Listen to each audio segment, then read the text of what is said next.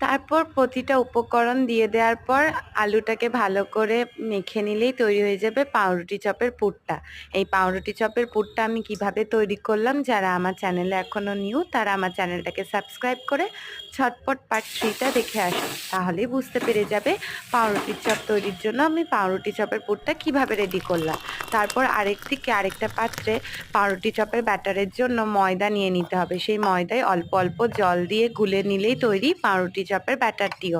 এরপর এই পাউরুটি চপের ব্যাটারটিকে একটা পাত্রে ঢেলে নিয়ে একটা পাউরুটি যটা চপ করবে তত কটা পাউরুটি নেবে। আমি 2টো চপ করবো তাই 2টো পাউরুটি নিয়েছিলাম। সেই পাউরুটির সাইডগুলোকে কেটে ফেলে ব্রেড ক্রাম্বস কীভাবে তৈরি করেছি সেটা তো তোমরা আগের ভিডিওতেই দেখতে পেলে।